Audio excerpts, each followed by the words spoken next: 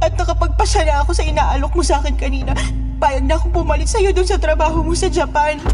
Hindi ka nasabi pwedeng lumabas. Ngayon pa, sigurado kong inaabangan ka na niya. Wakwak ulit ang tiyan, pati ang dibdib. Parang inatake ng isang mabangis na hayop. Para sa mga mahilig sa mga kwentong aswang, subaybayan ang aming bagong channel, Sitio Pangil. Pasukin ang nakakakilabot na mundo ng mga aswang. Like and subscribe. Sitio Pangil.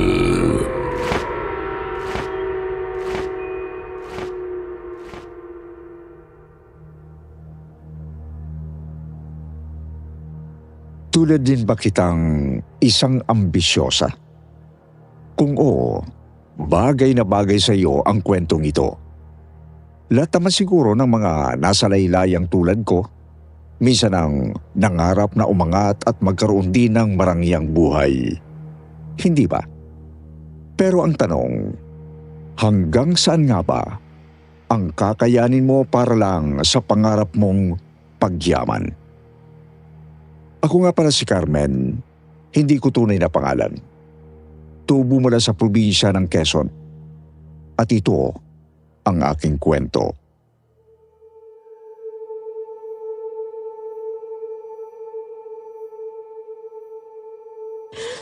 Diyos ko, inay!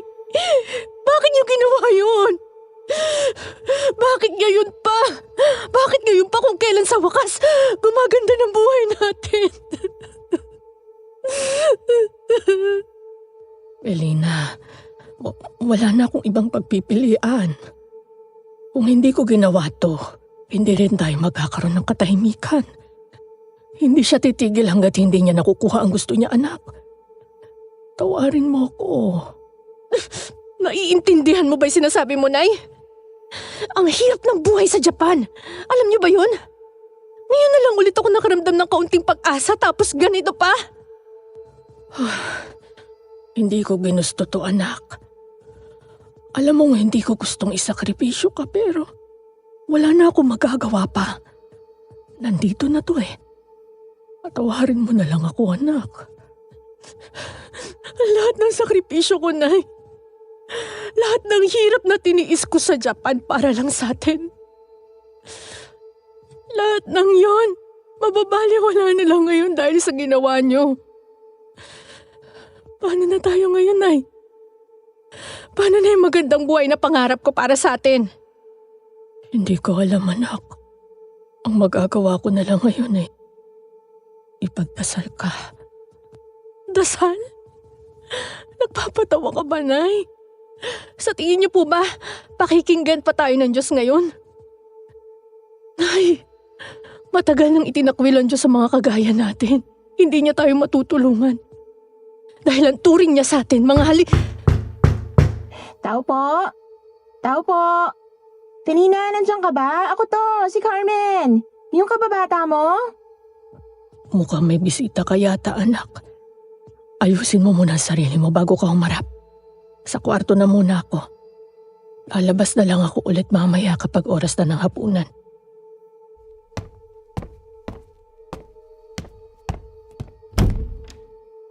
Bumungad sa akin ang napakaganda at napakabuting muka ng matalik na kaibigan at kababata kong si Felina.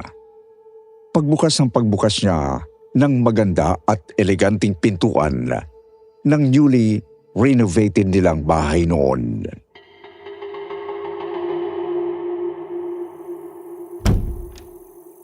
Mars, totoo nga ang balita. Nakauwi ka na nga.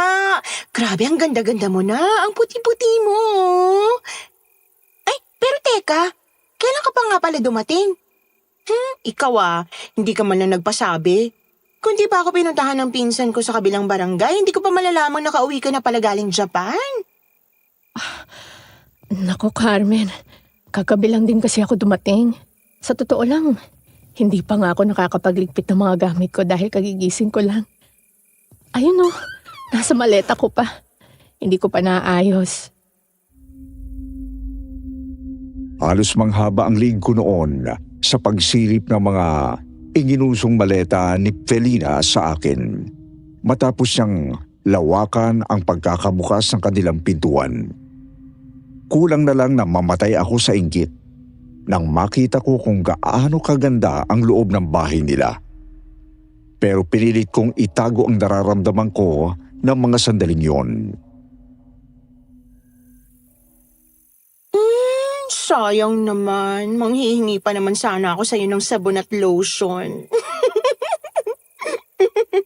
Sus, yun lang ba? Hayaan mo kapag naayos ko na yung mga gamit ko, ako mismo ang dadahi sa inyo para maabutan kita ng pasalubong. Pwede ko ba namang mawala best friend kita? Yan ang gusto ko sa'yo, Mars Hindi mo ako nakakalimutan. Asahan ko yan, ha? Sige ba? Sa kabilang barangay ka na nakatira ngayon, hindi ba? Doon lang sa maliit na lupang minana ni Bert sa mga magulang niya. Nagpatayo kami ng maliit na bahay. Nagdesisyon kasi kami na magsamang dalawa. Ah, ganun ba? Ayos naman pala at kayo pa rin ang nagkatuluyan sa huli. Kahit na sobrang tutol ang mga magulang mo sa relasyon nyo dati. Pero parang hindi ko yata nabalita ang ikinasal kayo ni Bert. Nahimigan ko ang medyo pagkailang ni Felina nang banggitin niya noon ang pangalan ng asawa ko, Sir Wilmore. Palibhasa kasi high school pa lang kami noon ay hindi na talaga magkasundo ang loob nilang dalawa. Hindi pa naman kasi kami kasal, Mars. Wala pa kasi kaming naiipong pera para doon. Alam mo, kaya nga gusto ko rin talaga mag-abroad para naman kahit papaano umasenso din kami kagaya mo. Ano? Gusto mo rin maging Japayuki kagaya ko? Pahayag ba naman si Bert na gawin mo yon? Carmen, alam mo naman kung anong klaseng trabaho meron ako doon, di ba? Oo, Mars, alam ko. Pero wala naman akong pakialam sa sasabihin ng ibang tao Sa totoo lang, nakapag-ayos na ako ng requirements ko dahil nag-apply na rin ako sa isang agency na nirekomenda sa akin ng kapitbahay namin. Kahit ayaw ni Bert, talagang pinursigi ko na yung pag-a-apply ko. Kaso nalaman kong buntis ako Ay, lintik na Bert na yan. Para lang hindi ako matuloy sa pagja-Japan ko. Eto, pinunlaan ako. Napapailing na lang ako noon habang nagkwekwento ako kay Felina, pero napansin kong bigla na lang nawala ang kanina ay malawak ng ngiti sa labi niya. Buntis ka, Carmen? Oo. Bakit naman parang namutla ka dyan, yung mukha mo, Mars? Kung mag-react naman to, akala mo wala akong matres, kaya imposible akong mabuntis. Hindi naman sa ganun, Carmen. Nabigla lang ako. Saka, nag-aalala. Nag-alala? Bakit naman? Alam ko na. Nabalitaan mo na siguro yung tungkol dun sa bangkay? Nung buntis, yung natagpuan daw na palutang-lutang dyan sa may ilog sa kanto nung isang araw, no?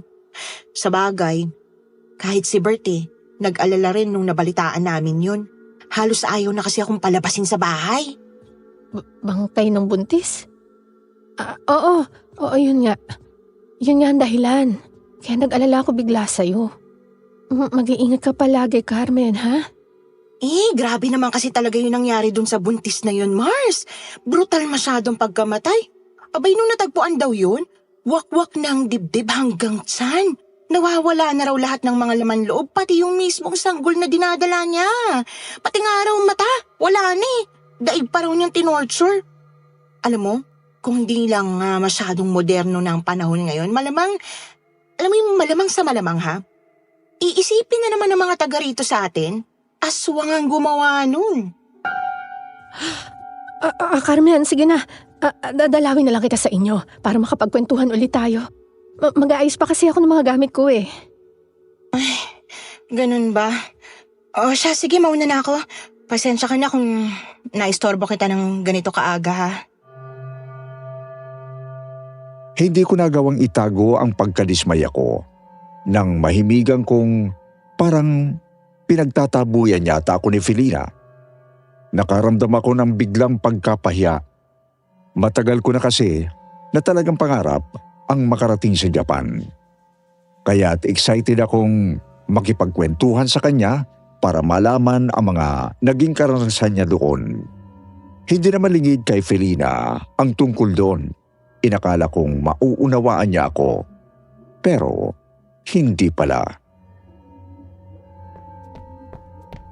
Carmen, sandali!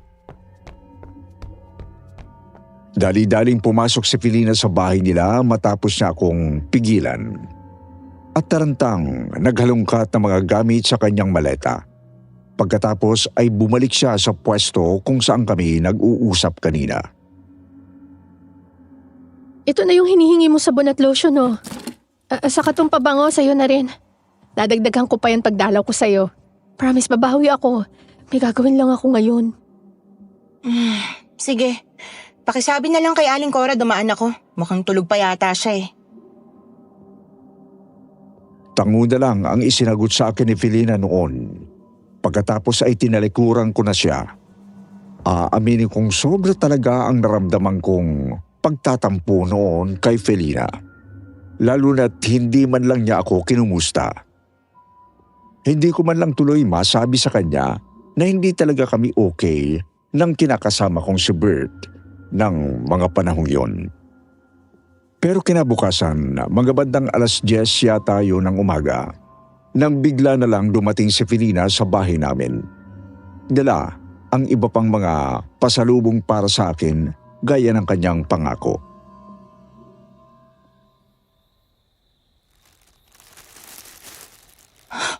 Grabe Mars, thank you dito ha, ang dami. Sabi ko naman kasi sa'yo, babawi ako eh. Dapat talaga kaninang umaga pa ako pupunta rito. Kaso inasikaso ko pa si inay. Kaya ito, ginabi na rin ako. Bakit? May sakit ba si Aling Cora? Wala naman. Siya nga pala. Sorry pala kahapon ha. Alam kong nagtampo ka sa akin. Okay na yun.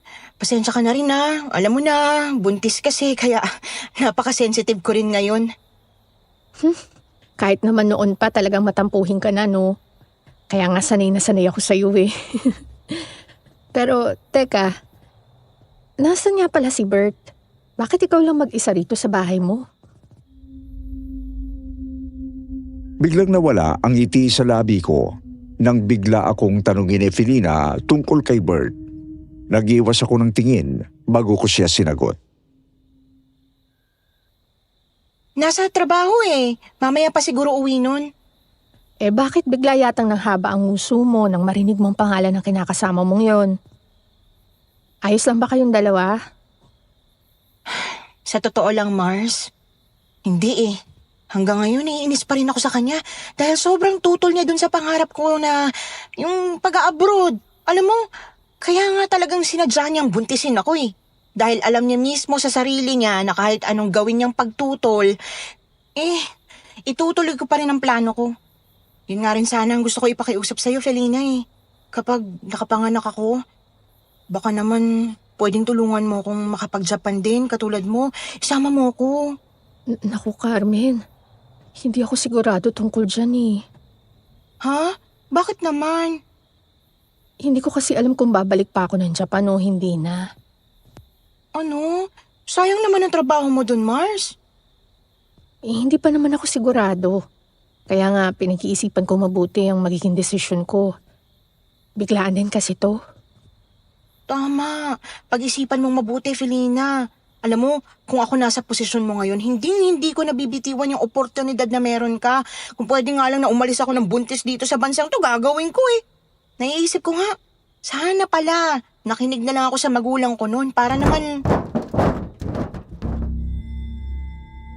Naputol ang pagsasalita ko nang makarinig kami ng malakas na kalabog sa bubungan ng maliit na bahay namin noon.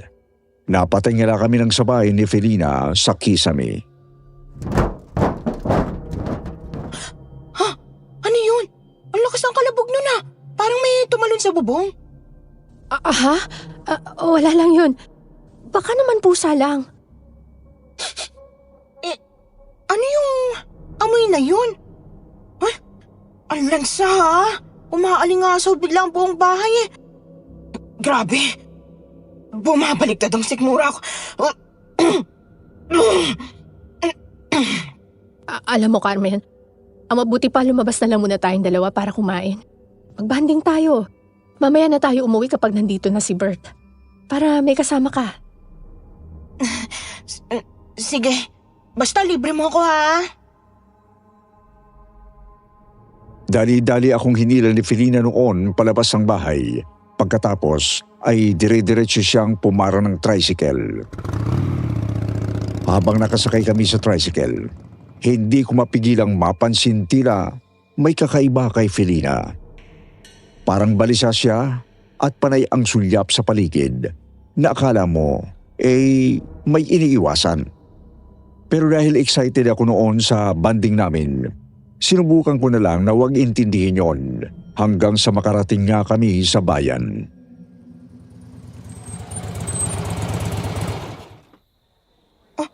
Uy, Felina! Akala ko naman dyan lang tayo kakain sa mga turo-turo ngayon. Eh, bakit naman dito mo ako dinala? Di ba mahal dito? Ano ka ba, Carmen? Ako naman magbabayad eh, kaya wag mo nang intindihin yon. Tsaka mas magandang dito na lang tayo kumain dahil mas maraming tao rito. Mas magiging ligtas ka rito. Ha? Ano sabi mo, Mars? Ang hina kasi ng boses mo. Hindi kita narinig ng maayos. Wala. Wala naman. Sabi ko umorder ka na. Masarap ang pagkain dito. Ano bang gusto mong kainin? Nag-iwas ulit ng tingin si Felina nang itinuon na lang ang atensyon niya sa menu na nasa harapan namin. Nagkibit balikat na lang din ako kahit na ang totoo, masyado na talaga akong nawiwerduhan sa kanya.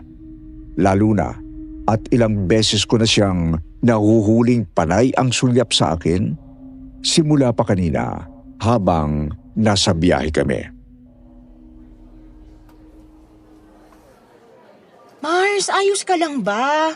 Kanina ko pa napapansin yung mga palihim mong sulyap eh. May gusto ka bang sabihin sa akin? Sabihin mo na. Ha? Wala naman. May iniisip lang kasi ako. Ano naman yun? Naalala mo yun napag-usapan natin kanina tungkol sa kagustuhan mong mag-Japan? Naisip ko lang kasi, Carmen, ano kaya kung ikaw na lang ang irekomenda kong papalit sa akin? Kesa naman mapunta pa sa iba yung trabaho ko, di ba? Ano? Bakit? Wala ka na ba talagang balak bumalik? Saka, nakakalimutan mo na ba? Buntis ako. Kaya siguradong babagsak lang ako sa medical kung sakaling tatanggapin ko yung alok mo, no? Huwag ka mag-alala, Carmen. Hindi mo naman na kailangan magpa-medical eh. Akong bahala sa'yo. Walang ibang makakaalam ng tungkol sa pagbubuntis mo kung hindi ka magsasalita. Teka. Bakit nga ba kasi ayaw mo nang bumalik ng Japan? Ano, may problema ba? Mars, nagsisimula ng gumanda ang buhay mo ha. Bakit gusto mo pang pakawalan tong oportunidad na to? May sakit kasi si Inay, Carmen. Hindi ko siya pwedeng iwan dito para bumalik ng Japan. Ha? Sakit? Anong sakit ni Aling Cora? Malala ba? Hindi na mahalaga yon, Carmen. Ay, di ba, ito naman ang gusto mo. Pangarap mong makapag-Japan, di ba? Ito na ang oportunidad na hinihintay mo. Kaya pag-isipan mong mabuti ang alok ko.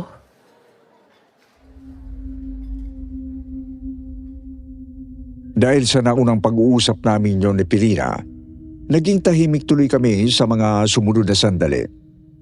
Hanggang sa lumating yung order naming pagkain. Hanggang sa basagin ulit ni Felina ang katahimikan.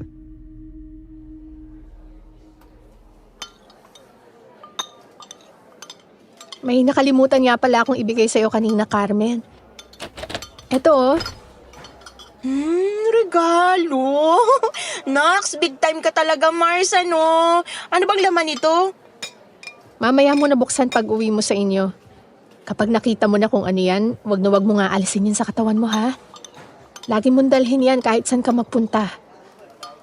Napansin ko lang kasi, wala man lang ako nakitang ni isang pangontra kanina doon sa bahay nyo. nasaan? Ano pa ba? Eh di sa... Teka, Mars, si Aling Cora ba yun? Ayun no, nasa labas, nakasuot ng balabal na itim. Nakatanaw sa atin. Ha? Diyos ko po, si inay nga. Nilingon din ni Felina ang itinuro ko sa kanya at kitang-kita ko kung papanong tila nawala ng kulay ang kanyang mukha. Nang matanawang nasa labas ang nanay niya. Para kasing kakaibang itsura ni Aling Cora noon. Nakanganga siya habang nakatulala sa direksyon namin at mula sa pwesto ko, nakita kong tumutulo ang masaganang laway galing sa nakanganga niyang bibig na tila ba takam na takam.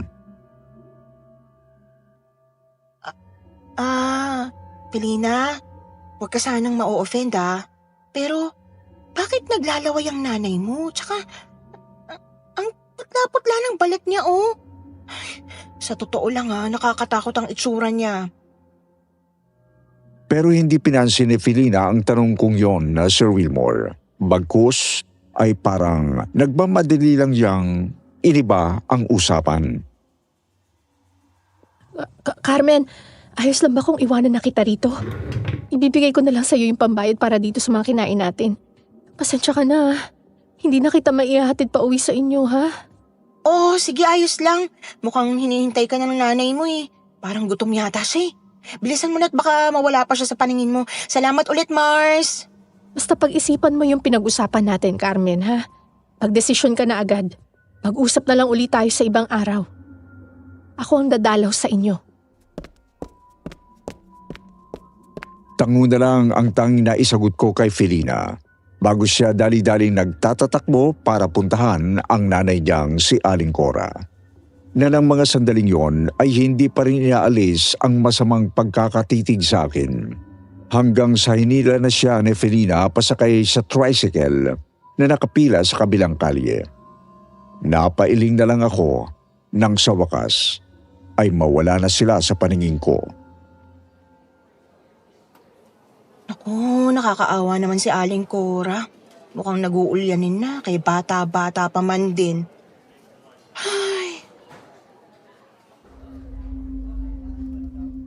Matapos ko makapagbayad at ipabalot yung mga natira naming pagkain ni Felina, nagdesisyon na rin akong umuwi na dahil nagsisimula na rin dumilim ang paligid sa labas.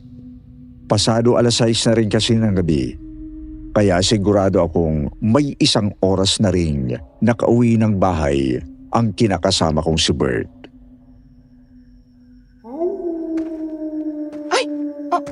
Ano ba naman tong asong to? Bigla na lang umaangil. So, lumayo ka nga sa akin. Kakatakot ang itsura nun Naglalaway pa, parang asong ulol. Inay, bakit parang nakakatakot yata ang paligid ngayon?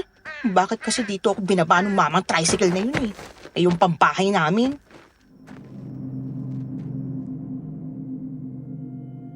Kakaibang naramdaman ko sa paligid noon habang tinataha ko ang pagitan ng pinagbabaan sa akin ng tricycle papunta sa bahay namin. Unti-unti nagtayuan ang balahibo ko sa buong katawan. Kaya naman dahil sa takot, napilitan na akong tumakbo pa uwi, lalo na at napakadilim ng kalsada. Nakahinga lang ako ng maluwag na makapasok na ako sa wakas sa bahay.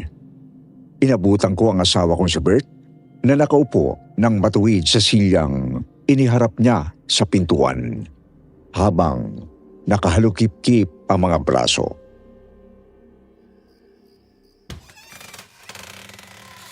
Saan ka nang galing? Bakit naman ganyan ang bungad mo sa akin? Alam mo bang kanina pa ako hanap ng hanap sa'yo? Akala ko kung nasan ka na Akala ko kung ano na nangyari sa inyo na magiging anak natin. Bakit umalis ka nang hindi man lang nagpapaalam, ha? Teka nga, Bert. Bakit ang taas-taas agad ng emosyon mo? Pwede bang hayaan mo muna akong sumagot? Saglit lang ako nawala, galit na galit ka na agad. Talaga bang gusto mo na ako ikulong dito sa pamamahay na to? Nag-aalala lang ako sa'yo. At dyan sa batang dinadala mo, Carmen. Hindi mo ba alam na may natagpuan na naman bangkay na buntis dyan sa kabilang barangay? Wakwak ulit ang tiyan, pati ang dibdib. Parang inatake ng isang mabangis na hayop. Alam mo ba kung gano'n na lang ako katakot nung hindi kita naabutan dito sa bahay? Kaya sabihin mo saan ka ba talaga nang galing? Kumain lang kami sa labas ni Felina. Wala naman kami ibang pinuntahan, no? Pagkatapos nun, umuwi na rin ako kaagad dito. Felina, yung kababata mong Japayuki? At ano naman naisipan mo sumama ka sa kanya ha, Carmen? Ano na lang iisipin ng mga tao makakakita sa inyo magkasama ha? Hindi mo man lang ba naisip yung kahihiyan ko? Ano, nagpatulong ka ba sa kanya na maging katulad niya? Na maging bayarang babae sa ibang bansa, ganun ba? Sabagay, di ba nga matagal mo ng pangarap na gumaya dyan sa kaibigan mo? Palibasa puro na lang pagyaman ang nasa isip mo. Kaya matagal mo nang gusto magbenta ng katawan mo doon sa ibang bansa. Wala kang karapatang pagsabihan ako ng ganyan. Walang iya ka. Sorry, Carmen. Nabigla lang ako. Hindi ko sinasadya. Bitiwan mo ako. Wag na wag mo akong hawakan. Damo ka. Bigla na lang akong nagtatatakbo noong papasok sa kwarto namin at nag-umpisang kunin ang mga damit ko sa cabinet para ilagay yon sa bag. Carmen, sandali. Bakit bigla ka nag-iimpake? Saan ka pupunta? Aalis muna ako. Magpapalamig muna ako kay nanay. Wag na wag mo akong susundan ha. Kung ayaw mong hindi na kita kausapin ulit kahit kailan. At kung gusto mong kilalanin ka pang ama nitong dinadala ko, oras na makapanganak na ako. Pero Carmen, gabi na. Delikado na kung aalis ka pa ngayon. Malapit lang naman kay nanay. Magpapahatid ako sa tricycle hanggang doon. Huwag mo na akong pigilan, Bert. Sa tingin ko kailangan din natin to. Magpalimig muna tayo sa isa't isa.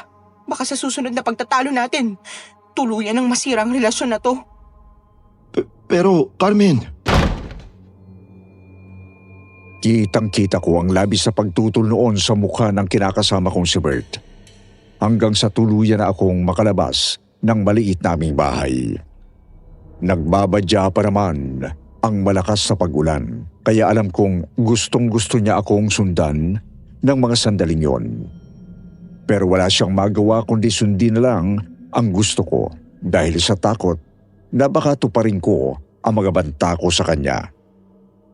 Siguro kahit papano, nakampante na lang din siyang umalis ako dahil sinabi ko namang kinananay ako pupunta ng gabing yon. Pero nagsinungaling talaga ako kay Bert noon dahil hindi naman ako sa bahay ng mga magulang ko dumiretso.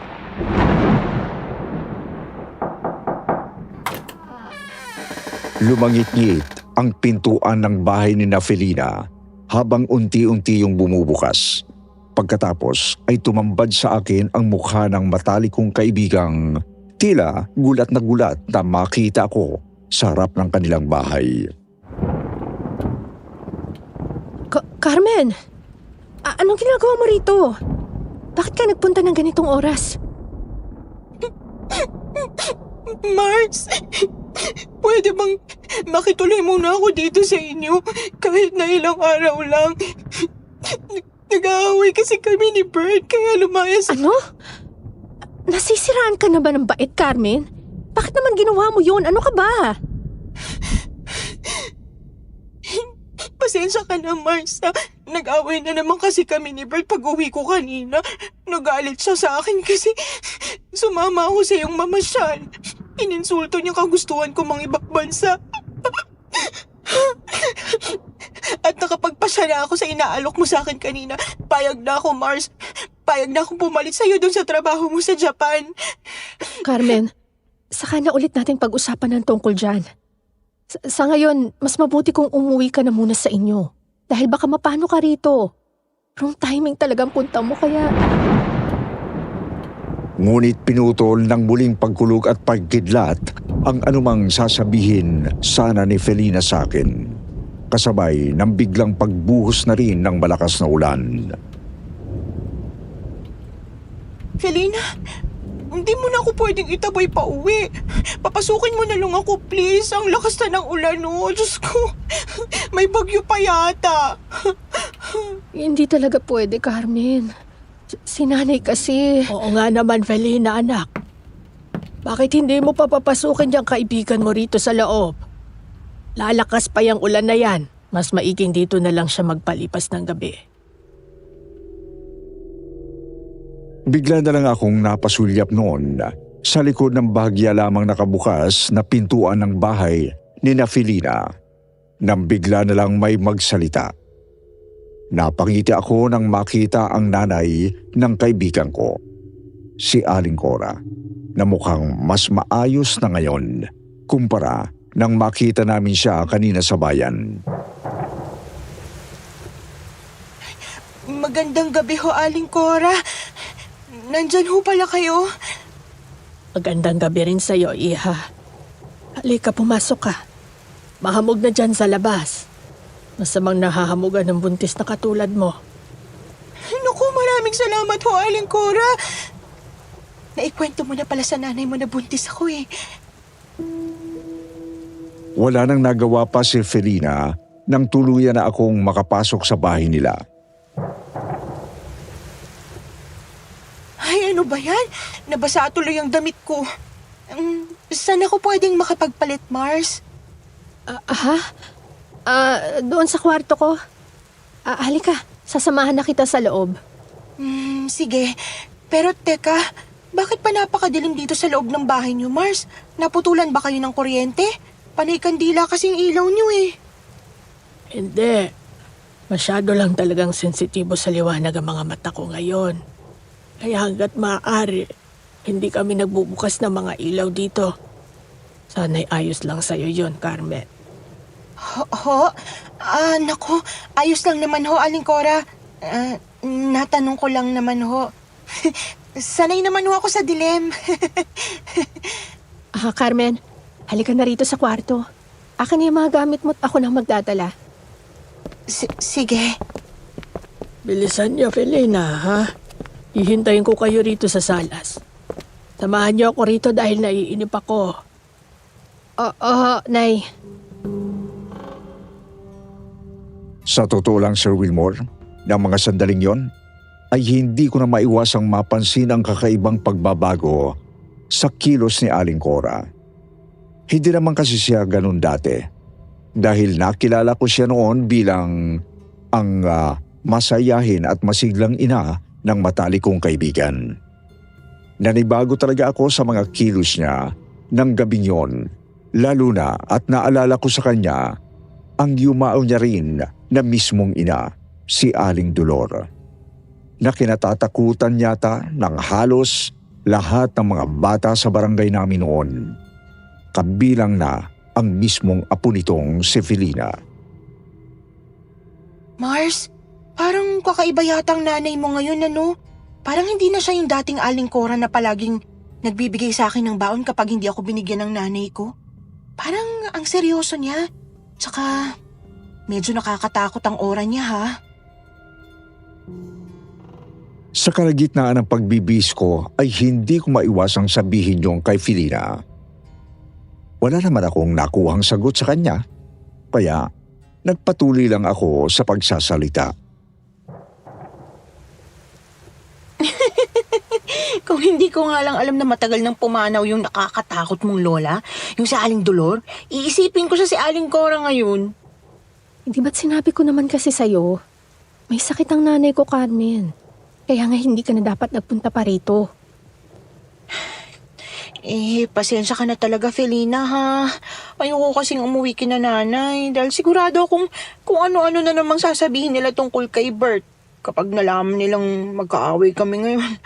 Kahit naman hindi kami nagkakaintindihan ngayon, mahal ko pa rin yung tao, no?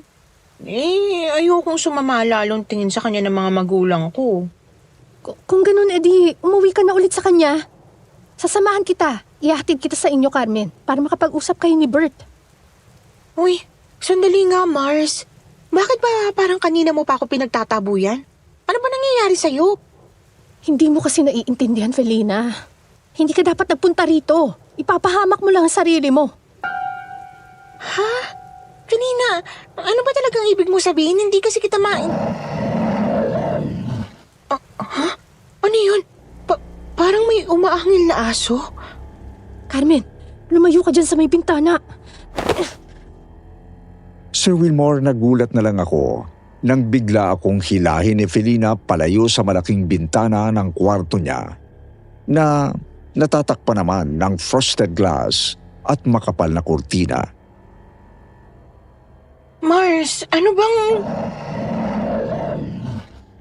Magrereklamo pa sana ako kasi medyo napahigpit ang kapit niya sa braso ko. Kaya lang, nagulat ako dahil nang mapadako ang tingin ko doon sa direksyon ng bintana ay may nakita akong isang kakaibang imahen o anino ng nilalang. Wangis tao yun, Sir Wilmore. Pero alam kong hindi siya normal dahil bigla na lang niyang ibinuka ng pagkalaki-laki ang pakpak niyang tila kamukha ng pakpak ng panike. Diyos ko, ano yan? Huwag kang maingay. Tinakpan bigla ni Felina ang bibig ko ng mga sandaling yun, Sir Wilmore. Pagkatapos ay nakita kong inilak niya ang pintuan ng kanyang kwarto. Bago niya yon, hindarangan ng kahoy na kabinet na tila ba matagal nang nakahanda sa gilid ng pintuan niya. Felina, anong ginagawa mo? Bakit mo hinaharangan yung pinto? Huli na, Carmen. Hindi ka na pwedeng lumabas dito ngayon. Binabantayan niya na tayo. Eto, suot mo to sa leeg mo, dali. Ano to, Felina? Medalyon? Para saan to? Ano ba nangyayari? St. Benedict medal yan, Carmen. Bigay sa akin yan ng Japinoy na naging boyfriend ko sa Japan bago pa ako umuwi. Galing pa raw yan sa pare na nagpalaki sa kanya noon dito sa Pinas. Teka, naguguluhan na talaga ako sa'yo, Felina. Bakit mo naman papasuot sa akin to? Ano ba kasi yung nilalang na nasa labas ng bintana? Palabasin mo na nga lang ako. Nakakatakot ka eh. Hindi ka na sabi pwedeng lumabas. Ngayon pa, sigurado kong inaabangan ka na niya. Nang ano ba? Pwede ba, Felina, diretsahin mo na lang ako? Yung nakita mong anino kanina sa labas ng bintana. Aswang yon, Carmen. Ano bang sinasabi mo, Felina? Anong Anong boses mo, Carmen? Ano ka ba? Gusto mo ba talagang ipahamak yung batang nasa sinapupunan mo ngayon? Malakas ang pandinig ng aswang. Maririnig nila tayo kahit na semi-soundproof tong kwarto ko kapag hindi ka nag-ingat. Hindi niya pwedeng malamang alam mo na ang totoo. Hindi niya pwedeng malamang sinabi ko sa iyo tungkol dito. Kundi, siguradong hindi ka na niya hahayaan pang abuti ng umaga dito. Diyos ko, Felina. Bakit may aswang dito sa inyo? Paano ng nanay mo? Hindi ba may sakit siya? Bakit sa akin mo ito binigay ng medalyon? Kailangan niya rin ng proteksyon. Tsaka ikaw, paano kung galawin ka rin ng aswang?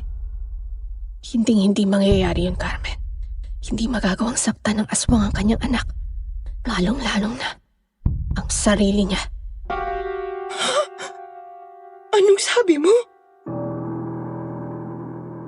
Talagang halos takasan ako ng sarili kong katinuan dahil sa sinabing yon sa akin ni Felina. Bigla na lang siyang napayuko noon at akma na sanang magsasalita ulit nang bigla naman kaming makarinig ng mahihinang katok mula sa labas ng kwarto niya. Felina, anak. Bakit ang tagal niyo yatang lumabas dyan sa kwarto? Kanina ko pa kayo hinihintay. Naiinip na ako. Nagpapahinga na ho kasi kami ni Carmen, Nay. Dito na lang daw niya hihintayin ng asawa niya. Susunduin siya nun dito maya-maya lang. Malakas ang pagkakasabi noon ni Felina dahil nga semi-soundproof ang kwarto niya. Di naman sumasagot si Aling Cora at mula sa anino nitong nasisilip ko sa maliit na siwang sa ilalim ng pintuan ay nakita kong padabog siyang naglakad palayo. Nanginginig ng gusto noon ang mga kalamnan ko, Sir Wilmore. Takot na takot ako habang hindi inaalis ang tingin ko doon sa pwestong inalisan ni Aling Cora. Paano nangyari yun sa nanay mo, Felina? Aswang na ba talaga siya noon pa? Ibig ko sabihin, Pati ba ikaw? Hindi, Carmen. Hindi ako aswang. Huwag ka mag-alala. Hindi rin aswang noon ng nanay ko. Dahil hindi naman kami magiging aswang hanggat hindi na ipapasa sa amin ng sumpa ng angkan namin. Naalala mo lola ko, di ba? Yung kinatatakutan natin noon pang mga bata tayo. Siya, Carmen. Siya ang aswang na inabot ko noon sa pamilya namin. Kaya nga halos hindi siya mamatay-matay noon kahit na sobra ng katandaan niya. Hindi kasi siya mamamatay hanggat hindi niya na ipapasa sa kahit na sinong miyembro ng pamilya namin ang pagkaaswang niya. Kaya lang walang kahit na sino sa amin ang gustong tumanggap noon hanggang sa bumigay na lang mismo ang katawang tao niya. Isa lang din ang pwedeng magmana noon. At dahil si nanay ang panganay niyang anak, kay nanay niya rin talaga yung ipinagpilitang ipasa. Yan ang sekretong matagal nang itinatago ng pamilya namin, Carmen. Kung ganon, aswang pa rin siya nung inilibing niyo siya noon? Oo. Kaya nga hindi na namin siya ibinurol, di ba? Ipinalibing namin siya kaagad dahil sa takot na baka habang nakaburol siya ay bigla na lang siyang bumangon at ipakita sa lahat ang pagiging aswang niya. Isa pa, ang buong akala namin may isasama niya sa hukay ang sumpa. Pero nagkamali kami. Sa loob ng ilang taon, Carmen, ginambala niyang pamilya namin. Pinipilit niya si inay bilang panganay niyang anak na tanggapin ang sumpa ng pag-aaswang niya para makapagpahinga na siya ng tuluyan. Kaya nga ako nagpursiging makapag-abroad, Carmen Kahit na hindi ko naman talaga gusto ang trabaho ko doon. Akala ko kapag gumanda ng buhay namin, lulubayan na rin kami ng kamalasan. Pero hindi pa rin pala. Kaya sa huli, napilitan din si inay na tanggapin ang ibinibigay ni Lola Dolor. Tuluyan ang napahagulgol ng impeach si Felina sa harap ko, Sir Wilmore. Ako naman noon, napaupo na lang sa kama dahil sa sobrang pagkatuliro sa mga sinabi niya sa akin. Wala na ako sa posisyon ng mga sandaling yon para hindi pa maniwala sa kaibigan ko dahil doon pa lang sa aninong nakita ko kanina, sigurado na akong nagsasabi siya ng totoo. Bigla akong nakaramdam ng matinding takot noon para sa batang dinadala ko, lalo na at naramdaman kong pumipintig sa loob ng tiyan ko. Nakakaramdam din ako ng biglang pag-init ng katawan na ayon kay Felina ay isang senyales na tinitiktika na nga ako ng nanay niya. Pero bakit ganun, Felina? Si Aling Dolor naman. Parang kaya niyang kontrolin ang pagiging aswang niya noon, di ba? Bakit ang nanay mo hindi? Hindi pa kayang gawin yun ni inay. Dahil ngayon, maituturing pa siya bilang isang bagong silang na aswang. Mas malakas, mas mabangis, mas gutom, at mas hayok sa laman at tugo ng tao. Lalong-lalo na sa mga sanggol na hindi pa man din na iluluwal dito sa mundo. Carmen, para sa kanila, mabangong-mabango ang bata na nasa sinapupunan mo. Kinatataka man nila yan ng gusto. Dahil parang bisyo na hindi nila kayang pigilan o ihinto. Sabihin mo nga sa akin, Felina. Si Aling Cora din ba yun ang aswang sa akin kanina? Nung bisitahin mo ako sa bahay namin, kaya ba niyaya mo ko kumain sa labas? Oo. Sinundan ko kasi si inay nung isang gabi, Carmen. At nakita kong sa bahay niyo siya papunta. Kaya napigilan ko siya. Kaya inunahan ko na siya kanina. Sa tingin ko, natakam si inay sa'yo nang dinalaw mo ko para manghingi ng lotion at sabon. Siya rin ba yung may kagagawan sa nangyari dun sa mga buntis na sunod-sunod na natagpo ang patay dito at sa kabilang barangay, Felina? Halos hindi na naman nakasagot si Felina sa sunod na naging tanong ko sa kanya. Hindi na mahalaga yun, Carmen. Ang importante ngayon, manatili kang ligtas hanggang sa sumikat ulit ang araw. Huwag kang mag-alala dahil hindi ka naman magagawang pasukin ni inay dito sa loob ng kwarto ko. Dahil pinuno ko to ng pangontra laban sa aswang nung bago pa lang tong ginagawa.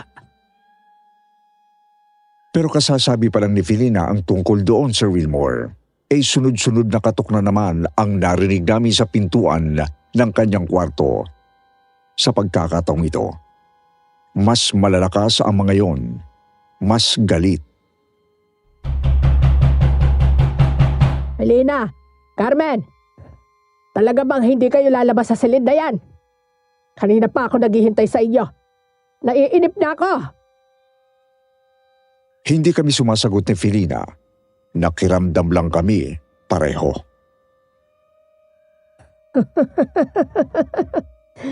Ayaw niyo talagang lumabas. Nandito na ang sundo mo, Carmen. Ayaw mo ba siya makita? Kanina pa nag-aabang sa labas yung kinakasama mo. Ay di ba't siya ang inaantay mo kanina pa? Huwag ka maniwala agad sa aswang, Carmen. Baka inuuto ka lang niya. Pero nagkakamali si Felina, Sir Wilmore. Dahil maya-maya pa, narinig ko na ang boses ni Bert sa labas ng bahay nila. Tao po! Felina! Si Berto! Nandito ba si Carmen? Tao po! Felina, si Bert nga yun. Diyos ko po. Ano gagawin natin, Felina? Baka saktan ng nanay mo si Bert. Carmen, huminahon ka. Lalo tayong hindi makakapag-isip ng paraan kapag nagpanik tayo pareho. Teka, Carmen. Nasaan nga pala yung regalong ibinigay ko sa'yo kanina? Nadala mo ba? Oo, Felina. Eto, nandito sa bulsa ko. Ilabas mo, Carmen. Makakatulong sa atin yan. Ano ba to, Carmen? Maliit na botelya lang naman to na may lamang langis at parang maliit na sila. Hindi naman kasi basta-bastang langis ang laman yan, Carmen. Talisman yan na nakababad sa hintura. Nung nasa Japan kasi ako, nahilig ako sa pangongolekta ng kung ano-anong bagay na pwedeng makatulong sa amin ni Inay. Kaya napunta sa akin yan. Napatingin ko na rin yan sa isang magaling na albularyo noon. Ang sabi niya, mutya raw ito. Pero hindi niya matukoy kung anong klase. Basta, mabisa raw yung pangontra at pantaboy sa iba't ibang klase ng elemento. Kahit pa sa aswang. Ano nga ang plano mong gawin natin dyan? Gagamitin mo to, Carmen. Para hindi ka malapitan ni Inay paglabas natin. Napalulok na lang ako ng mariin. Wala naman kaming ibang choice ni Felina noon, kundi ganun ang gawin. Dahil kung hindi ay mapapahamak naman si Bert. Narinig mo yung paggaspas na yon, Carmen? Ibig sabihin, lumabas na naman si Inay. Mukhang balak niya nang atakihin si Bert. Halika na. Bilisan na natin bago pa may mangyari sa tatay ng anak mo. Carmen, tama nga ang hinala ko, nandito ka nga. Carmen, sorry talaga. Patawarin mo na. Bert, halika na. Umuwi na tayo. Teka, bakit parang takot na takot ka? May nangyari ba sa'yo? Namumutla ka. Mamaya ko na lang ipapaliwanag sa'yo, Bert. Halika na. Akma ko na sanang hihilahin palabas ng bakuran ni na Felina ang kinakasama kong si Bert, Sir Wilmore. Pero bigla na naman kami nakarinig ng mga pag-angil sa di kalayuan. Pagkatapos nun ay napahiyaw na lang ako bigla nang may bumagsak mula sa himpapawid. Ano yung bumagsak na yun? Wisit? Aso ba to? Nawakawak ang ulo. Halos lumuwa na ang mata noong aso na bigla na lang bumagsak sa harapan namin ng mga sandaling yon, Sir Wilmore. Biyak sa gitna ang ulo nito at nakalawit ang mahaba nitong dila na animoy pinilit siyang hilahin. Tumutulo ang dugo mula sa wakwak din itong dibdib na umaabot hanggang tiyan, kung saan nakalawit din ang bituka nito. Talagang bumaliktad ang sikmura ko sa nakita ko, Sir Wilmore, at halos mabuwal ako sa kinatatayuan ko. Lalo na nang marinig na naman namin ang malakas sa pagaspas ng pakpak sa ibabaw ng mga ulunan namin. Carmen, Bert! Bumalik kayo rito sa loob ng bahay! Bilis! Wala nang tanong-tanong pang sinunod na lang namin si Felina, Sir Wilmore. Hila-hila ko noon si Bert habang tumatakbo kami pabalik sana sa kwarto kung saan kami nagtatago kanina. Kaya lang ilang di pa ang layo ko mula doon sa naaaninag ko ng isang aninong nakatayo sa di kalayuan na tila ba nag-aabang sa paglapit namin. Diyos ko, Felina. Ayan na siya. Magtago ka sa likod ko, Carmen! Patras akong naglalakad noon nang hindi inaalis ang tingin sa anino ni Aling Cora na nakatayo sa di kalayuan at umaangil ng mahina. Ngunit sapat lang para namin marinig.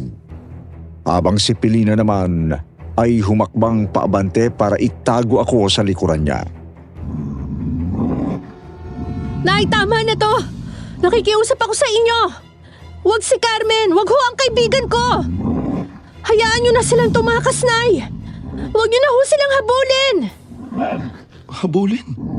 Teka, sabihin nyo nga sa akin kung ano pa talaga nangyayari dito. Ano bang meron dyan kay Aling Cora? Bakit niya hinahabol si Carmen, Felina? Nababaliw na ba yung nanay mo?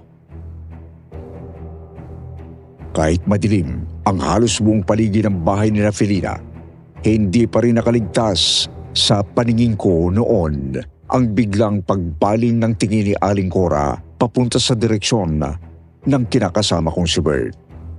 Nangingislap noon ng kulay pula ang mga mata ni Aling Cora sa dilim na talagang nakapaghatid bigla ng matinding kilabot sa halos buong katawan ko. Lalo na nang humakbang siya ng isa na naging dahilan para masinagan siya ng kaunting liwanag ng buwan sa labas na tumatagos sa bintana. Dugo ba yung nasa palibot ng bibig ng nanay mo, Felina?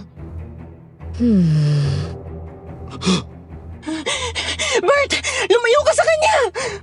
Carmen, ano ba kasi talaga nangyayari dito? Bakit ganyan ang gusto ni Aling Cora? Dahil aswang na siya, Bert! Ano?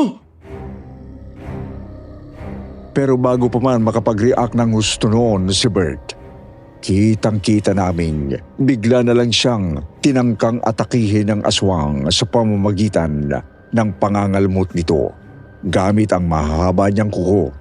Buti na lang at nahigit ko agad ang kinakasama ko, kundi ay siguradong wakwak agad ang dibdib niya sa ataking yon. Nay! Nay! Ano ba? Tama na ho! Itigil nyo na to! Hindi ho kayo to, please, Nay! Hayaan nyo na sila makaalis! Parang hangin lang na bigla na lang naglaho noon si Aling Cora sa harap namin sa sobrang bilis ng kilos niya, Sir Wilmore. Dahil na rin siguro sa dilim, kaya hindi namin nagawang sundan man lang ng tingin ang kanyang mga galaw hanggang sa namalaya na lang namin na nakalabas na pala siya ng bahay. Diyos ko po, Felina. Yung nanay mo, ayun na. Lumilipad palayo. Parehong napadungaw sina Carmen at Bert sa bintana.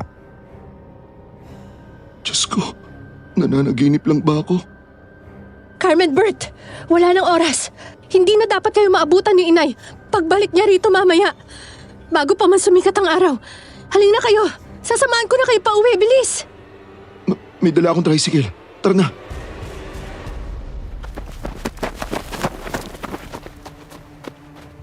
Kabadong-kabado ako noon habang bumibiyahe kami pauwi. At alam kong ganun din ang nararamdaman ni Bert na mga sandaling yon. Halos pari-parin kasi niya ang tricycle na sinasakyan namin sa pagmamadali niya makauwi kaagad. Diyos ko po, bakit pa namin nararanasan to? Pasensya ka na, Carmen. Hindi ko ginusto to. Hindi ko talaga inaakalang pupunta ka sa amin, kaya hindi ko napigilan ang mga nangyari. Alam ko, Felina. Alam ko. Sa totoo lang, sinisisi kong sarili ko ngayon. Bakit ba kasi pinuntahan pa kita't dinamay sa tampuhan namin ni Bert? Kung hindi lang sana ako sobrang ambisosang makarating sa Japan at nakinig na lang sa asawa ko, edi sana hindi nangyari to. Hindi na mahalaga kung sino may kasalanan nito, Carmen. Ang dapat na pagtuunan natin ng pansin ngayon ay ang maging ligtas kayo na magiging anak mo. Patawarin mo sana si inay sa pagtatangka niya ng masama sa inyo. Hindi niya rin ginusto to. Talagang hindi lang niya kayang pigilan na matinding kalam ng sikmura niyang maninibago pa sa nangyayari sa kanya. Felina, subukan mo ipagamot ang nanay mo. Baka may lunas pa para dyan sa sakit niya. O kung anumang sumpang dumapo sa kanya, huwag kang mawala ng pag-asa. Pero sinubukan ko na rin gawin yan, Carmen. Bago pa man mangyari ang lahat ng ito, matagal na ako naghahanap ng solusyon kung sakali ngang mangyari sa amin ang problemang to. Pero wala talaga ako nakita. Walang lunas ang karamdamang dumapo kay Nanay Carmen. Kahit naholdasan ko pa ang lahat ng perang naipon ko sa pagiging Japayuki, hindi ko matatagal ang paghihirap ng nanay ko. Maliban na lang kung...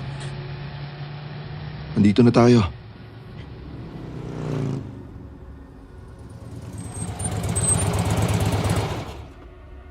Ay, sa wakas, nakauwi rin. Halika na, pumasok na muna tayo sa loob, Felina. Hindi na. Kayo na lang pumasok sa loob, Carmen. Uuwi na ako. Dahil hahanapin ko pa si inay bago pa siya makapambiktima ulit. Pasensya na talaga kayo sa nangyari. Basta siguraduhin niyo lang na simula ngayon, maglalagay na kayo ng pangontra dito sa bahay niyo. Huwag na huwag mo ring iwawala yung mga ibinigay ko sa'yo, Carmen, ha? Oo, Felina. Pangako ko yan sa'yo. Aalis na ako. Mag-iingat kayong dalawa. At sana gawin yung sandigan ng isa't isa kahit para na lang sa magiging anak niyo. Matapos kaming iwanan ni Felina, Sir Wilmore, ay sinunod agad namin ang lahat na ibiniling niya kanina habang nasa biyahe kami. Naglagay kami ng mga proteksyon sa halos lahat na yata ng sulok ng maliit naming bahay. Nagsaboy kami ng asin sa loob at labas nito at nagsabit din kami ng bawang sa bawat bintana at pintuan.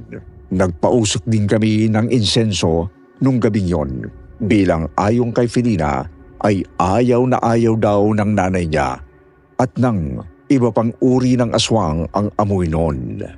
Dahil din sa nangyari, nakalimutan namin ni Bert na magkaaway nga pala kami ng gabing yon. Magkatabi kaming natulog sa higaan namin na magkayakap.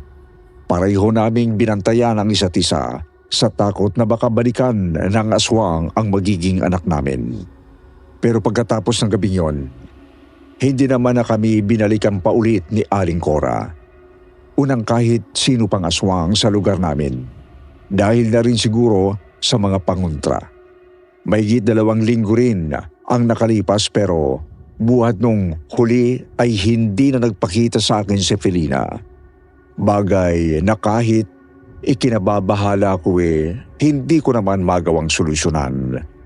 Sa takot na kapag dinalaw ko ulit siya sa kanila, ay maulit na naman ang nakapangingilabot na pangyayaring yon.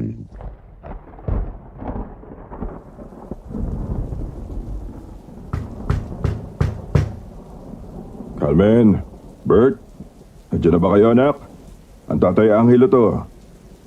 Oh, mahal, si tata yata yung kumakatok. Bakit kaya siya nandito? Ang lakas ng ulan na. Teka, mahal. Huwag ka nang tumayo. Ako na magbubukas ng pinto. Diyan ka na lang. Oh, tay. Napadalaw pa kayo? Gabi na ho, oh. Ang lakas pa ho ng ulan sa labas. Gusto ko lang kasi sanang dalawin tong anak at magiging apo ko, Bert. Eto, nagdala nga ako ng saging at papayang hinog dahil nasabi sa akin ng kapitbahay niyong si Marta. Ito raw ang pinaglilian ni Carmen. Nako, marami hong salamat, tay. Pero sana ho, ipinagpabukas nyo na lang po yung pagdadala nito. Baka ho kasi mapano kayo dyan sa labas eh. Sus, ito namang mamanugangin ko. Masyadong praning. Anong akala mo sa akin? Mahina ang resistensya. Hindi naman ho sa ganun, tay, pero alam niyo naman hong delikado yung panahon ngayon, di ba? Sunod-sunod ho yung mga natatagpo ang patay. Abay, bakit naman ako matatakot? Wala naman akong atraso sa kahit na sino. Tsaka isa pa, may gusto kasi akong ibalita kay Carmen. Ano ho yun, Tay? Anak, hindi bagat matalik na kaibigan mo yung Japayuki na taga doon sa barangay natin? Ano nga ulit ang pangalan nun? Felina ho, Itay. Oo, tama. Siya nga, anak. Matalik mo nga kaibigan yun, hindi ba? Oho. Bakit niyo ho na itanong? Kasi anak, babalita ko lang sana sa'yo na wala na ang nanay niyang si Cora. Baka lang kako gusto mong malaman at nang madamayan mo man lang ang batang yon. Nakakaawa naman. Uli lang lubos na. Ho? Si Aling Cora ho? Patay na, Tay? Oo, anak. Kaninang umaga lang siya nalagutan ng hininga. May sakit na pala kasi yun, kaya umuwi itong si Felina galing abroad. Tignan mo nga naman ang buhay. Kahit talaga may pera ka, kapag oras mo na talaga. Napapailing noon ang tatay ko habang ikinikwento sa amin ang nangyari sa ina at matalik kong kaibigang si Felina na walang iba kundi si Aling Cora.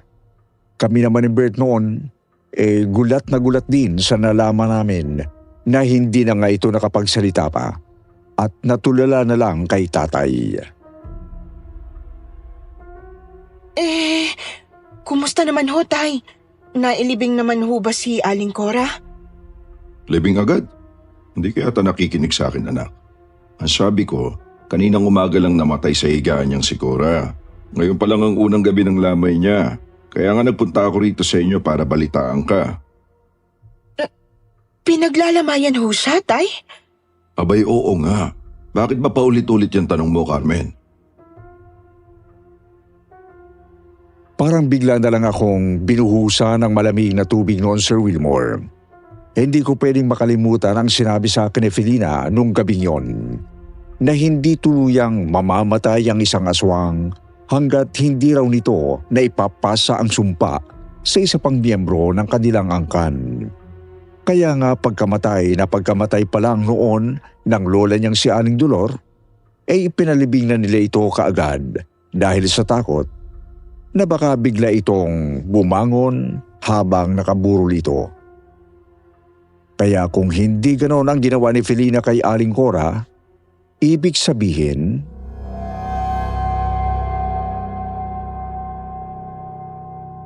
Mahal, si Felina nasa labas. Nakatanaw dito sa loob ng bahay. Mukhang ikaw ang tinitignan niya.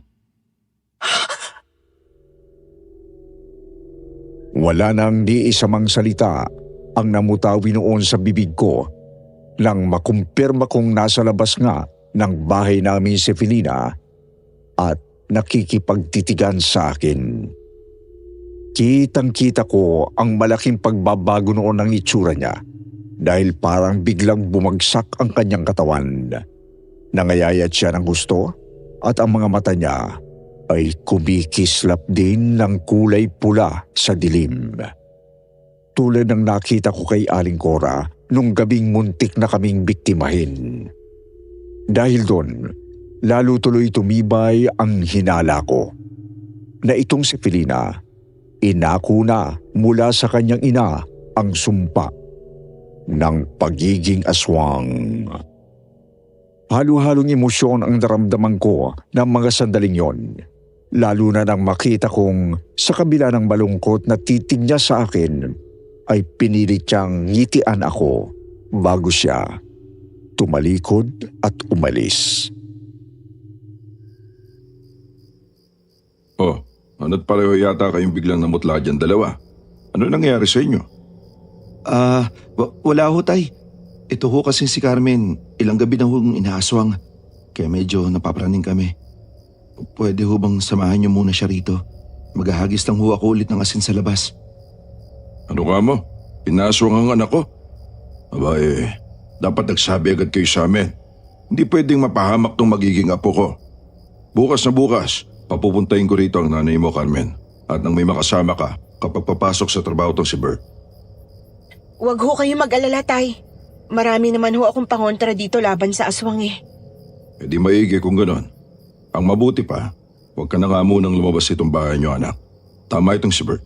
Delikado ang panahon ngayon dahil sunod-sunod ang mga buntis na natatagpo ang patay dito sa lugar natin. Nagbibiro lang ako kanina. Ang totoo, noon ko pa talaga hinalang aswang ang may gawa niyan eh. Kaya lang itong nanay mo, ayaw akong paniwalaan. Matigas talaga ang bungo nun. Tay, kung pwede rin ho, umaga kayong magpunta ni nanay sa burol ni Aling Cora ho, para lang ho, hindi ako mag-alala sa inyo. Huwag na rin ho kayo lumabas ng gabi. Kayo na lang din ho ang magsabi kay Felina na hindi ho ako makakadalaw sa kanya dahil sobrang selan po ng lagay ko ngayon, kanyo. Pakisabi na lang ho nakikiramay ho ako sa nangyari kay Aling Cora. O sige anak, huwag kang mag-alala, makakarating yan. Hindi nga ako nakadalaw sa burol ni Aling Cora noon na halos tumagal din ng 4 na araw. Pero sa mga gabing yon ay ako naman ang dinalaw ni Felina, Sir Wilmore. 4 na magkakasunod na gabi ko rin siyang namataang nagmamatsyag sa labas ng bahay namin noon. Pero hindi ko alam kung ano ang pakay niya. Palagi siyang walang emosyon sa tuwing nagkakasalubong ang titig namin na dalawa. Kaya hindi ko alam kung galit ba siya sa akin o hindi. Pero wala naman siyang ginagawang kahit ano noon na pwedeng makasakit sa akin. Liban na lang sa palaging paglulumikot ng sanggol sa sinapupunan ko sa tuwing nasa paligid si Felina.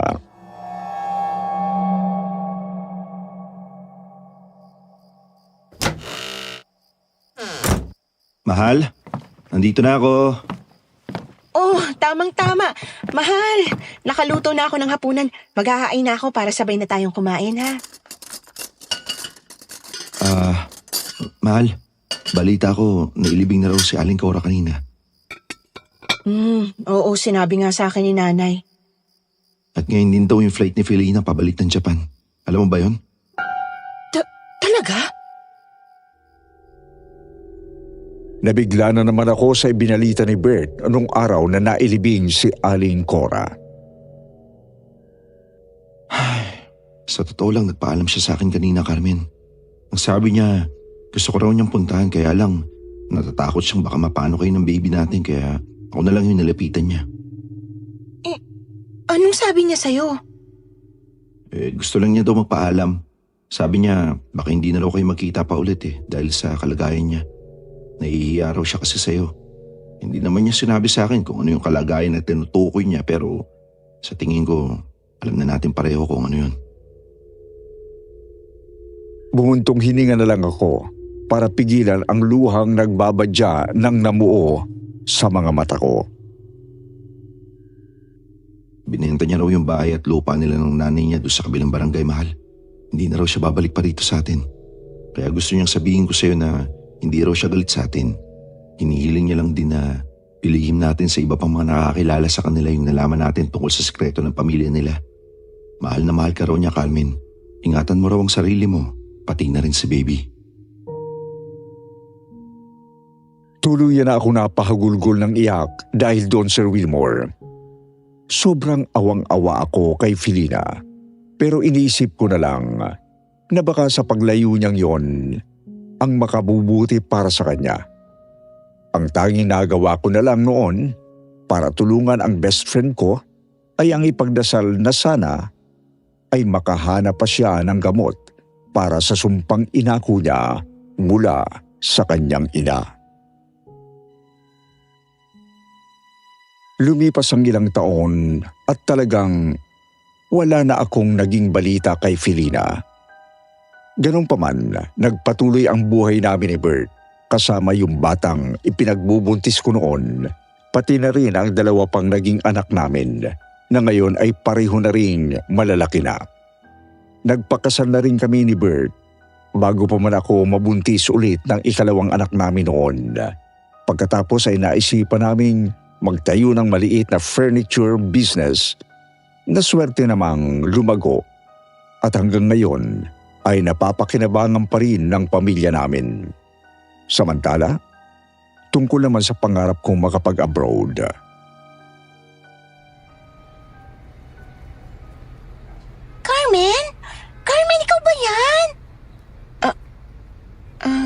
Ether?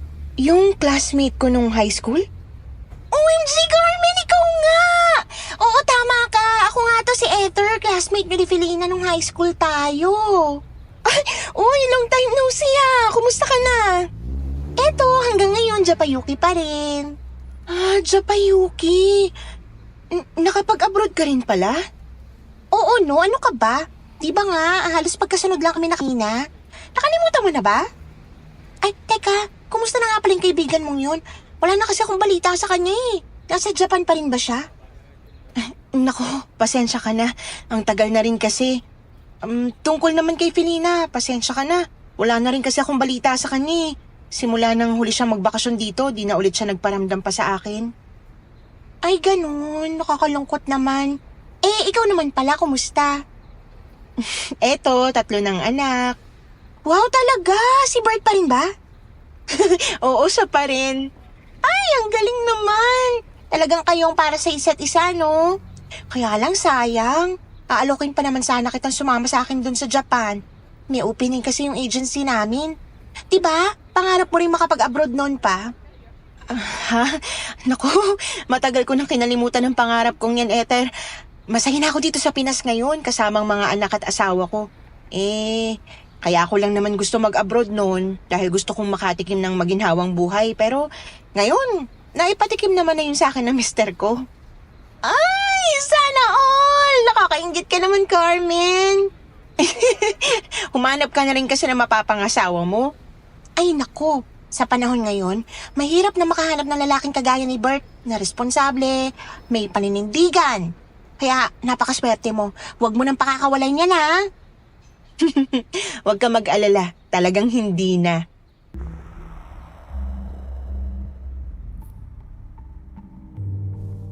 Opo, Sir Wilmore. Matapos ang lahat ng pinagdaanan namin ng mister kong si Bert, nawala rin sa isip ko yung pag-iisip na ang tanging sagot lang sa kahirapan ay ang pag-abroad. Nung magkaanak ako, saka ko na lang na-realize na hindi naman pala talaga yon ang landas na gusto kong tahakin at mas magiging masaya pa rin talaga ako sa piling ng pamilya ko. Hindi man kami naging ganong kayaman, naging maayos naman ang pamumuhay namin. Dahil na rin sa sipag at tiyaga ng mister kong si Bert. Hindi man natupad ang pangarap kong magkaroon ng maraming pera, naging masaya naman ako sa buhay na kasama sila ng mga anak namin. Kaya nga dahil doon ay mas lalo akong naawa sa kaibigan kong si Felina na alam kong hindi na mararanasan pa ang ganito kasayang pakiramdam dahil sa nangyari sa kanya. Kahit na ilang taon na ang lumipas na hindi kami nagkikita, ay palagi pa rin kasi siyang sumasagi sa isip ko hanggang ngayon. Minsan nga, hindi ko maiwasang itanong sa sarili ko kung kumusta na kaya ang kaibigan kong yon. Nagawa niya kayang makahanap ng lunas para sa sumpa sa pagiging aswang niya? Sana lang talaga ay dininig ng Diyos ang hiling kong tulungan niya si Felina na gumaling.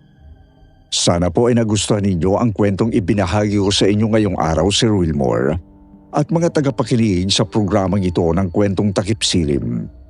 Nagpapasalamat po ako sa oportunidad na ibinigay nyo sa mga kagaya kong may itinatagong kakaibang karanasan na maibahagi namin ito sa iba nang hindi kami nahuhusgahan. Dahil dyan, sana po ay lalo pang lumago ang inyong napakagandang channel. Nawa ay mas dumami pa ang sumusuporta sa inyo. Nawa ay may natutunan din po kayong leksyon sa kwento kong ito. Dahil sabi nga sa Biblia, partikular na sa Ecclesiastes 4:6 ng Lumang Tipan. Better one handful with tranquility than 2 handfuls with toil and chasing after the wind. Muli, ako po ang inyong avid fan na si Carmen.